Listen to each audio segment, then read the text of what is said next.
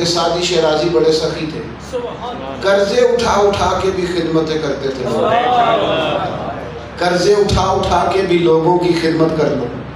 وہ سارے جن کے پیسے دینے تھے وہ سارے ایک دن کٹھے ہو کے کہنے لگے بابا آج لے کے جانے، آج رکھ پیسے، کئی دفعہ آ جاتے ہیں نا قرض خواہ، آج لے کے ہی جانے۔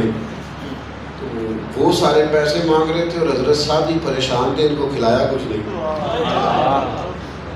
ان کو کھلایا کچھ نہیں، پریشان تھے۔ تھوڑی دیر میں ایک بچہ آ گیا جوان صاحب، وہ کچھ بیچ رہا تھا، اس نے کہا حضرت لیں گے؟ فرمایا میرے مہمانوں کو کھلاؤ یار۔ وہ کھلایا، اس کا برتن بیچنے والا خالی ہو گیا، کہنے لگا پیسے؟ فرمایا تو بھی بیٹھ جائے ان کے درمیان، یہ پیسے آگے بیٹھ جا۔ تو وہ رو پڑا، کہنے لگا مجھے تو ضرورت ہے۔ حضرت بھی پریشان ہوئے کہ وہ بیچارہ، دیکھا مجھے تو، وہ رویا ہی تھا کہ ایک درویش آیا، اس نے کچھ نظر پیش کی، نظر اتنی زیادہ تھی کہ سب کے قرضے اتر گئے، وہ سب کو مل گئے۔ فقیروں کا نذرانہ کیا ہوتا ہے؟ امیروں سے لے لینا اور غریبوں میں بانٹ دینا، یہی تو نذرانہ ہوتا ہے ان کا۔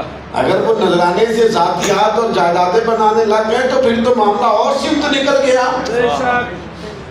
تو وہ دے دیا، لوگ چلے گئے۔ ایک صاحب پہ دل تھا، وہ کہنے لگا حضرت ہم کتنے دنوں سے آ رہے ہیں، پیسے نہیں مل رہے تھے، آج کیوں مل گئے؟ فرمانے لگے تم میں رونے والا کوئی نہیں تھا، وہ ایک رویا ہے نا تو سب کا کام بن گیا۔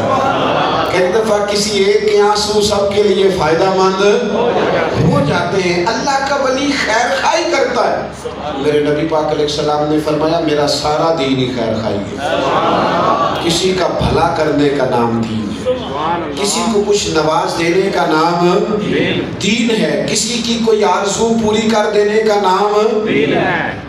بس کریں گے آپ تشریف رکھیں، مزہ بڑا آ رہا ہے، ہم نہیں چاہتے کوئی رکاوٹ بن جائے۔ یہ حضرت دیوانے حضوری کی نا نظر کرم ہو رہی ہے۔